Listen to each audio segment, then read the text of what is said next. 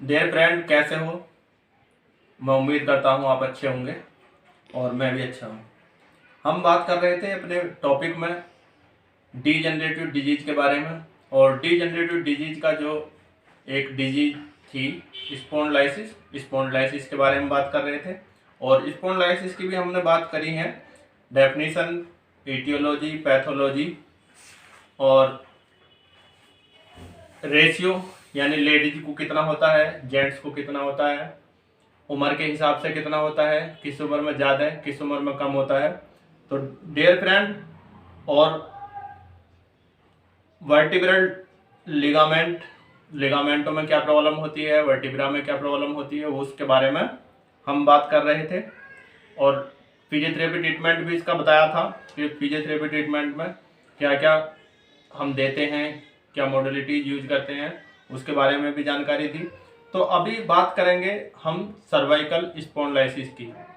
तो dear friend, cervical spondylosis में क्या क्या प्रॉब्लम होती है, पेन कैसे रेफर्ड होता है, कहाँ कहाँ पेन जाता है, और किस तरीके से हमें नंबनेस, सुनपन दिखाई देता है, सर में पेन कैसे जाता है, बाजू में कहाँ से आता है, कौन सी वर्टिब्रा में प्रॉब्लम होने से, किस नंबर की वर्टिब्रा में प्रॉब्लम होने से, C1, C2, C3, C4 या C5, C6, C7 से कहाँ पेन पहुंचता है, T1 से कहाँ पहुंचता है। तो ये सब मैं आपको जानकारी दूंगा। रेफर्ड पेन के बारे में मैं बताता चलता हूँ, जो बहुत इंपॉर्टेंट है कि पेन कैसे रेफर्ड होता है।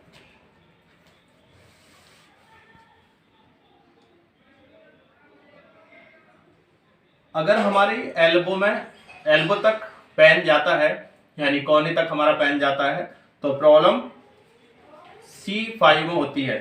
C5 की प्रॉब्लम से, वर्टिब्रा C5 की प्रॉब्लम से पेन रेफर्ड होता है एल्बो तक। पेन अगर C6 में प्रॉब्लम होती है तो पेन रेफर्ड होता है इंडेक्स फिंगर और थंब में, यानी थंब और इंडेक्स फिंगर में, यानी इनमें पेन रेफर्ड होता है। और अगर हमें प्रॉब्लम होती है C7 में, तो मिडिल 3 फिंगर्स में और आर्म में पेन रेफर्ड होता है, यानी इनमें हमारे पेन, नंबनेस, सुनपन वगैरह ये सारी चीज हमें प्रॉब्लम दिखाई देती हैं इन 3 C7 से। और अगर हमारे C8, T1 में अगर प्रॉब्लम होती है तो हमारी पेन जो है रेफर्ड होता है फोर आर्म में और लिटिल फिंगर में, फोर आर्म में और लिटिल फिंगर में। ठीक है गाइज, ये जो पेन रेफर्ड के बारे में बता रहा हूँ बहुत इंपॉर्टेंट है। और ये जो पेन रेफर्ड होता है इसके बारे में मैंने आपको जानकारी दी कि किस तरीके से हमारी C1 में प्रॉब्लम होने से कहाँ पेन जाता है, C2 में प्रॉब्लम होने से कहाँ पेन जाता है।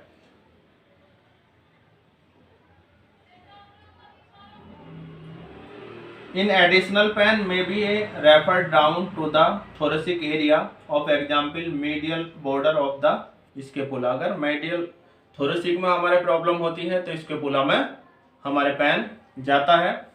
तो ये मैं जानकारी आपको पेन के बारे में दे रहा था, रेफर्ड के बारे में दे रहा था कि कैसे हमारा पेन रेफर्ड होता है। अब मैं आपको बताता चलता हूँ कि पेन का कैसा नेचर होता है।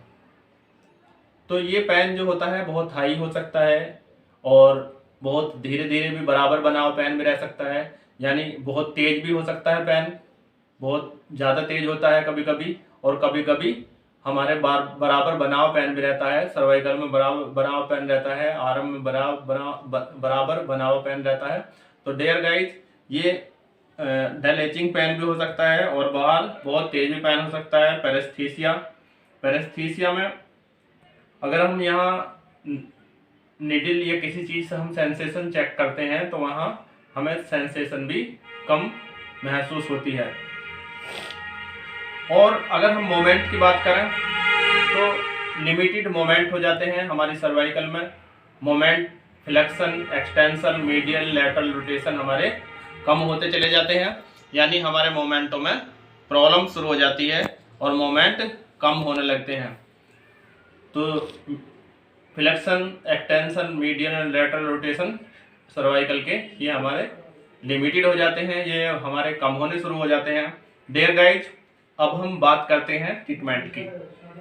तो इसका ट्रीटमेंट यानी सर्वाइकल स्पॉन्डिलाइटिस का ट्रीटमेंट हम कैसा करते हैं, इसमें हमें हीट थेरेपी देनी होती है, यानी हीट देनी होती है। तो हमारे पास कौन कौन सी हीट होती है उसके बारे में बता देता हूँ, जैसे SWD short wave diathermy, MWD और हॉट पैक या हाइड्रोकोलेटरल पैक या मॉइस्चराइजर हीट, ये सब हमारे हीट थेरेपी होती हैं। जो अगर हम हीट थेरेपी देते हैं तो बंदे को एनर्जी भी मिलती है और उससे हमारे पेन को रिलीफ भी मिलता है। जो बहुत सारी स्टिफनेस है, मोमेंटो की प्रॉब्लम है, मसल्स की प्रॉब्लम है, नर्व की प्रॉब्लम है, पेन रैपर्ड की प्रॉब्लम है, इसका हमारे सॉल्यूशन भी होता है।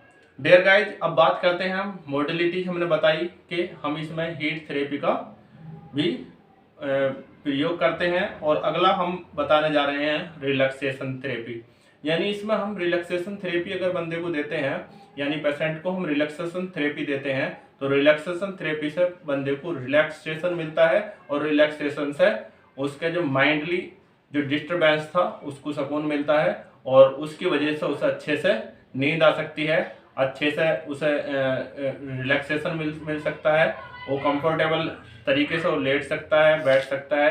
तो हम किस तरीके से रिलैक्सेशन देते हैं, रिलैक्सेशन थेरेपी किस तरीके से देते हैं वो मैं बताता चलता हूँ। जब जो भी पेशेंट होता है उसको हम एक तकिया या एक पिलो गर्दन के नीचे लगाएंगे और एक पिलो आर्म के नीचे और एक पिलो दूसरी आर्म के नीचे, एक लेग के यानी हल्की सी लेग फ्लेक्स करके लेग के नीचे लगाएंगे, काफ मसल्स के नीचे, नी के नीचे और आगे, फिर फुट के आगे भी लगाएंगे, यानी सपोर्टेड टू बॉडी, यानी हमें उस पेशेंट की पूरी बॉडी को सपोर्ट करना है पिलो से। और जैसे ही हम बॉडी को सपोर्टेड करेंगे, सपोर्टनेस मिलेगा तो बंदे को रिलैक्सेशन मिलेगा तो नींद आएगी। इसी तरीके से हम ये जो बता रहा हूँ ये मैं सुपाइन लाइन सीधे लेटने की पोजीशन में है। अब हम अगर साइड से लिटाते हैं तो साइड से हम लिटाएंगे तो एक तकिया उसके बाजू के ऊपर, एक बाजू के दूसरा बाजू उस तकिए पर रखेंगे और फिर दूसरा जो है एक लेग के नीचे, दूसरी लेग उसके ऊपर रखेंगे। इस तरीके से हम, और एक सर्वाइकल के नीचे, सर के नीचे। तो इसी तरीके से हम रिलैक्सेशन बंदे को देते हैं तो रिलैक्सेशन से उसे काफ़ी रेस्पॉन्स, काफ़ी आराम मिलता है और अच्छे से उसे नींद आ सकती है, कंफर्टेबल, वो अपने आप को समझने लगता है और कंफर्टेबल से ही उसे अच्छे से नींद आएगी। और अगला जो हमारा अगले जो बताएंगे हम पोस्चर के बारे में जानकारी देंगे, यानी पोस्चर कैसा होना चाहिए। तो पोस्चर के बारे में मैं जानकारी अभी देता हूं।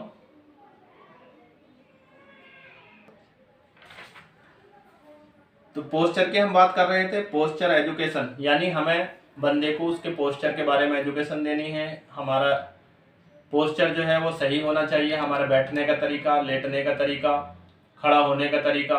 हम एक टांग पर खड़े नहीं होने चाहिए, बैठना है तो हमें स्पाइन को सीधे करके बैठना चाहिए और नेक को सीधी रखनी चाहिए, गर्दन को सीधी रखनी चाहिए। तो पोस्चर हमारा जो है वो सही होना चाहिए। अगर हमें कोई प्रॉब्लम है तब भी, और अगर प्रॉब्लम नहीं है तब भी हमारे पोस्चर को तो हमें पोस्चर एजुकेशन तो हमारी होनी ही चाहिए। अगर पोस्चर हमारा सही है तो हमें प्रॉब्लम होने की नहीं है, अगर पोस्चर हमारा सही है, अगर हमें प्रॉब्लम है तो प्रॉब्लम भी ठीक हो सकती है। पोस्चर एजुकेशन में हमें बताना है कि अपने हाथों को कैसे रखना है और जो कमर है वो सीधी होनी चाहिए। बैठते टाइम हमें कुछ पिलो कुर्सी पर लगा के बैठना चाहिए पीछे की तरफ, जिससे हमारी बैक जो है बिल्कुल फिक्स हो और सीधे रहे।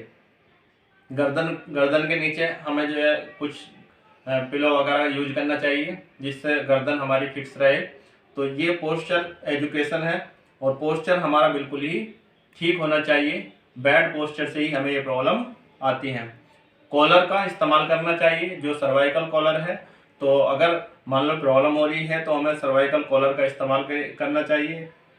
कुछ भी हमें काम करना है, जो भी हम काम करते हैं, ड्राइविंग कर रहे हैं या हम चल रहे हैं, पैदल चल रहे हैं, या हम अपना वर्क कर रहे हैं, या हम टाइपिंग कर रहे हैं, कंप्यूटर कर रहे हैं, या मोबाइल का यूज कर रहे हैं, जो भी हम काम करते हैं उस काम में हम सर्वाइकल कॉलर का यूज करेंगे। और मोबिलाइजेशन थेरेपी यानी मोबिलाइज करेंगे, और ट्रैक्शन का यूज करेंगे। मैं अभी बताता हूँ ट्रैक्शन के बारे में कि ट्रैक्शन का किस तरीके से यूज करना है।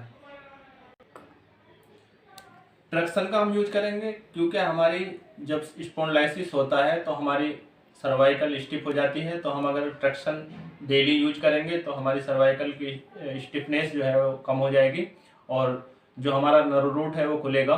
उसके बाद हम जो हीट थेरेपी है, SWD या एनी अदर कोई भी हीट थेरेपी हम यूज कर सकते हैं। तो ट्रैक्शन बहुत बढ़िया है। अगर हम ट्रैक्शन यहाँ देते हैं तो ट्रैक्शन से जो ट्रैक्शन से स्टिफनेस है सर्वाइकल की वो कम हो जाती है।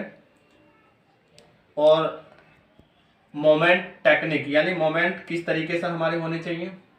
अगर हम सर्वाइकल की एक्सरसाइज कराते हैं, मोबिलाइजिंग एक्सरसाइज कराते हैं, ट्रैक्शन एक्सरसाइज कराते हैं, तो उससे हमारे जो मसल्स लेंथनिंग है वो ठीक हो जाती है और हमें काफ़ी आराम मिलता है। अब हमें क्या क्या बंदे को एडवाइस देना है, क्या क्या उसे नहीं करना चाहिए। तो अगर सुपाइन लेट सकता हो तो सीधे लेटे, one at the head in the side line two pillow should pill. जैसा मैंने बताया था कि रिलैक्सेशन की कंडीशन रहे, अगर बंदे को रिलैक्स रहेगा तो अच्छे से नींद आएगी और दर्द भी कम होगा। तो पिलो का यूज करें, रिलैक्सेशन थेरेपी अपनी रखें और रिलैक्स रहे। तो डियर गाइस, ये मैंने बताया है अभी सर्वाइकल स्पॉन्डिलाइसिस के बारे में। इसमें मैंने जानकारी दी है कि पेन कैसे रेफर्ड होता है और पेन किस तरीके से हमारी बाजू में या किस तरीके से हमारे शोल्डर में या किस तरीके से हमारे आर्म में आता है। तो इसी तरीके से फिर अगली वीडियो में हम ये बताएंगे कि लंबर स्पॉन्डिलाइसिस के बारे में, कि लंबर में स्पॉन्डिलाइसिस की प्रॉब्लम से क्या क्या होता है, कहाँ कहाँ हमारे प्रॉब्लम हो सकती है, पेन कैसे रेफर्ड होता है और क्या क्या इसका ट्रीटमेंट है, वो सब कुछ बताएंगे कि कैसे हमारी टांग में दर्द आता है, कैसे हमारे कमर में दर्द होता है। तो डियर गाइस, ये हमारी स्पॉन्डिलाइसिस की, सर्वाइकल स्पॉन्डिलाइसिस की सेकंड वीडियो है यानी पार्ट 2। तो गाइस, देखते रहिए हमारा चैनल शिफा फिजियोथेरेपी और स्वस्थ रहिए और अपने पोस्चर का ध्यान रखिए कि हमें किस तरीके से बैठना है, किस तरीके से चलना है और किस तरीके से लेटना है और किस तरीके से मोबाइल का यूज करना है। ज़्यादा हमें अपने पोस्चर पर देखना है कि हमारा पोस्चर जो है सीधा है या गलत है, हमारा बैठने का तरीका, चलने का तरीका सही है या गलत है। तो उन सारे तरीकों को हमें जो है चेंजिंग करना है, अपने आप को बदलना है। तो दोस्तों, थैंक यू।